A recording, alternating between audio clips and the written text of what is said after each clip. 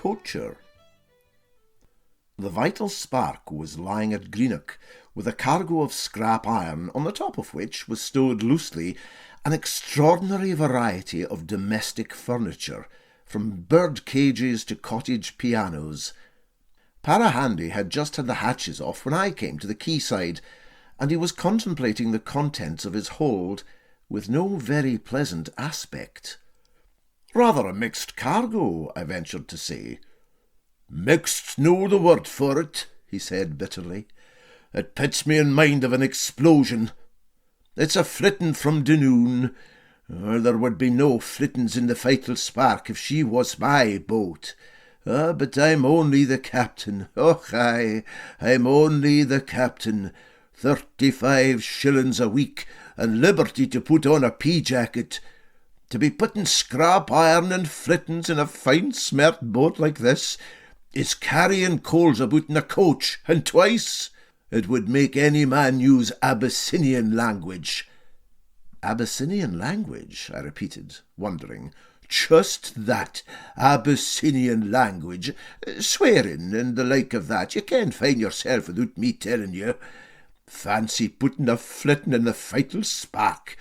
You would think she was a coal larry, and her with 2 new coats of paint out of my own pocket since the new year." "Have you been fishing?" I asked, desirous to change the subject, which was plainly a sore one with the captain, and I indicated a small fishing net which was lying in the bows.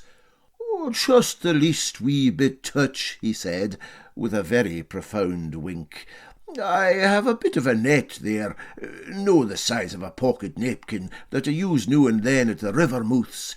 I just put it down, me and Dookie, and whiles a salmon or a sea trout meets wi' an accident and gets into it. Just a small bit of a net, no worth speaking about, no much bigger nor a pocket napkin. They'll be calling it a splash net. You ken yoursel without me telling you." And he winked knowingly again. "Ah, Captain," I said, that's bad.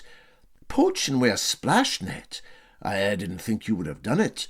"Oh, it's no me, it's Doogie," he retorted promptly. "A fair devil for hijinks. You canna keep him from it.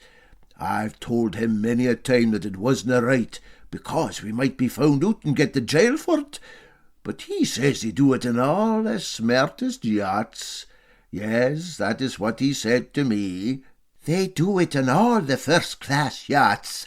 You'll be bragging the Vital Spark is just as good as any yacht, and what for would you grudge a splash net?" "Still, it's theft, Captain," I insisted, "and it's very, very bad for the rivers." "Just that," he said complacently. "You'll likely be one of them fellows that goes to the hotels for the fishing in the rivers.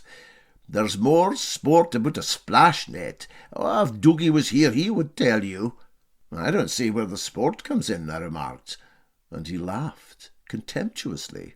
"Oh, sport!" he exclaimed. "The best going. There was one time yonder we were up Loch Fyne on a fast day, and no a shop open in the place to buy onything for the next morning's breakfast. Doogie says to me, 'What do you think yourself about taking the punt and the small bit of net no worth mentioning, and going down to the river mouth when it's dark, and seeing if we'll no get a fish?' 'What's a pity to be poaching on the fast day,' I said to him. 'But it's no the fast day in our parish,' he said. 'We'll just give it a trial, and if there's no fish at the start, we'll come away back again.' Oh, a considerate fellow, Doogie. He saw my position at once, and that I wasna awful keen to be fishing wi' a splash net on the fast day. The end and the short of it was that when it was dark, we took the net and the punt and rowed down to the river and began to splash. We had got a fine haul at once of 6 great big salmon, and every salmon Doogie would be taking out of the net, he would be filling it all over in a droll way, till I said to him, 'What are you feeling for, Doogie? The same as if they had pockets on them. I'm sure they're all right.' 'Oh, yes,' he says, 'right enough, but I was frightened they might be the laird's salmon, and I was looking for the luggage label on them. There's none, it's all right. They're just wild salmon that nobody planted. Well, we had got just as many salmon as we had any need for, when somebody birled a whistle, and the river watchers put off in a small boat from a point outside of us to catch us. There was no getting out to the river mouth, so we left the boat and the net and the fish and ran ashore. And by we got up to the quay and on board the Vital Spark, and paused and considered things. "They'd carried our boat," said Dougie, "and his clothes was up to the eyes in salmon scales." "Oh, there's no doubt about that," I says. "If it wasna the fast day, I wouldna be so vexed. It'll be an awful disgrace to be found out working a splash net on a fast day. And it's a pity about the boat. It was a good boat. I wish we could get her back." "Aye, it's a pity we lost her," said Dougie. "I wonder in the wide world who could have stole her when we were doon the forecastle at our supper." Oh, he's a smart fellow, Dougie. When he said that, I saw at once what he meant. "I'll go up this minute and report it to the police office," I said, quite firm, and Dougie said he would go with me too, but that we would need to change our clothes, for they were covered in fish scales. We changed our clothes and went up to the sergeant of police and reported that somebody had stolen our boat. He was sitting reading his Bible, it being the fast day, with specs on, and he keeked up at us and said, "You were very spruce, boys, with your good clothes on at this time of the night." "Ah, we always put on our good clothes on the Vital Spark on a fast day," I says to him. "It's as little as we can do, though we don't belong to the parish." Next day there was a great commotion in the place about some blackguards down at the river mouth poaching with a splash net. The factor was busy, and the head gamekeeper was busy, and the police was busy. We could see them from the deck of the Vital Spark going about buzzing like bumbees. "Stop you," said Dougie to me all of a sudden. "They'll be down here in a jiffy, and finding us with them scales on our clothes. We'll have to put on the Sunday ones again." "But they'll smell something if they see us in our Sunday clothes," I said. "It's no the fast day the day." "Maybe no here," said Dougie, "but what's to hinder it being the fast day in our own parish?"